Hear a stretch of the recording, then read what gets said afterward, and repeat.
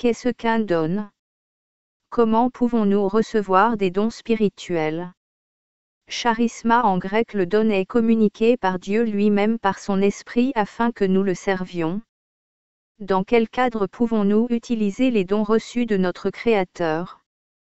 Uniquement que les hommes de Dieu exerçant dans un service public peuvent-ils avoir des dons.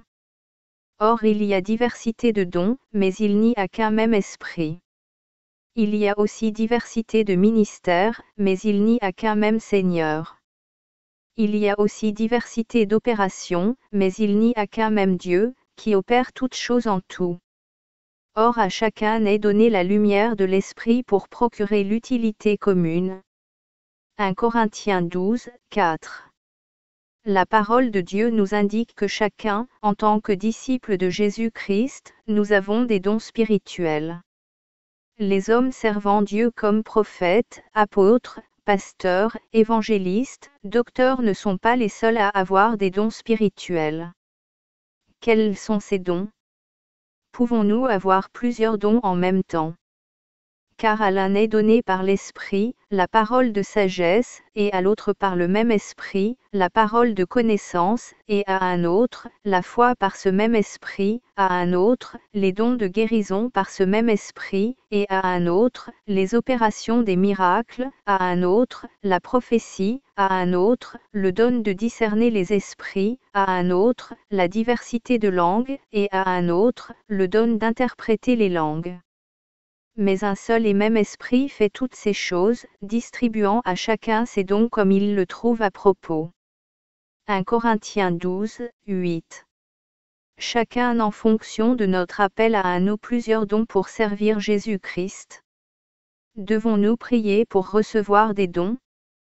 Non, car les dons sont donnés selon la volonté de Dieu et personne par sa prière ou son jeûne pourra recevoir plus de puissance ou plus de dons, car ils sont donnés pour l'utilité commune et non pour la glorification de l'homme. À lui dis-je, qui nous a aimés, et qui nous a lavés de nos péchés dans son sang, et nous a fait rois et sacrificateurs à Dieu son Père, à lui soit la gloire et la force au siècle des siècles. Amen. Apocalypse 1, 6. Chaque chrétien a un appel spécifique, certains sont appelés à nourrir les SDF, d'autres sont appelés à être chantres pour louer le Seigneur, certains sont appelés à servir Dieu, sans être mis en avant ou exposés mais uvérants pour le royaume de Dieu.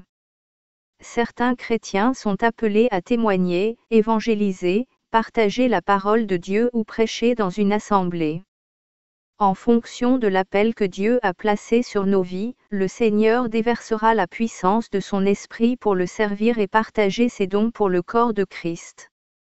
Luc 19h11. La prérogative pour servir notre Dieu est la sainteté et l'obéissance à sa parole, car beaucoup veulent servir Dieu mais leurs vies ne sont en règle, ils pratiquent consciemment et constamment le péché. Ce qui se passe aujourd'hui dans les assemblées, c'est que les hommes de Dieu prêchant la parole dans les assemblées gouvernent et veulent garder leur poste. Les chrétiens sont assis écoutant sagement la parole de Dieu, la liberté de l'esprit étant très peu présente dans les assemblées. Les chrétiens reçoivent la parole de Dieu mais les dons sont étouffés, les pasteurs sont les seuls à partir en mission, très peu d'assemblées envoient des disciples prêcher dans le monde entier, les assemblées ne tendent pas vers l'éclosion des dons par le Saint-Esprit afin que la puissance de Dieu se manifeste dans les cœurs. Ce feu qui devrait embraser les chrétiens à être utilisé par notre Dieu est éteint, ce feu qui devrait pousser les jeunes générations à utiliser les nouvelles technologies afin de partager la parole, ce feu qui devrait nous embraser pour laisser l'Esprit nous donner des chants nouveaux pour le corps de Christ, ce feu qui devrait nous amener à manifester la puissance du Saint-Esprit par des délivrances, des guérisons, des résurrections de morts n'est plus parce que les hommes de Dieu ne laissent pas la place aux chrétiens de s'exprimer, témoigner, partager la parole et laisser Jésus-Christ prendre la première place dans les vies. Les pasteurs prêchent sur la chair pendant 10, 20 ou 30 ans sans laisser partager la parole à une autre personne, qui n'est pas de sa famille.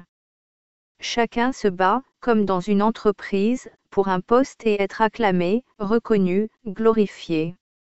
Nous devons nous repentir car l'Église de Christ est malade, malade de sa théologie, malade de sa réflexion, malade de son organisation charnelle, malade de son péché, malade de son amour pour le système impie de ce monde, malade par son manque de consécration. Jésus-Christ revient et nous ne sommes pas conscients du temps dans lequel nous sommes, Satan et son armée se révèlent de plus en plus, les masques sont ôtés, les ténèbres deviennent de plus en plus opaques. Les cœurs deviennent des cœurs de pierre, les mots repentance, Satan, pardon, amour, consécration, vie de l'esprit, sanctification, enfer deviennent étrangers dans la bouche des soi-disant défenseurs de la sainte doctrine. Revenons vers Jésus-Christ, non vers un pasteur, un ministère, un prophète mais vers notre Dieu qui nous aime et qui veut nous sauver et nous préparer à son retour car les temps sont mauvais.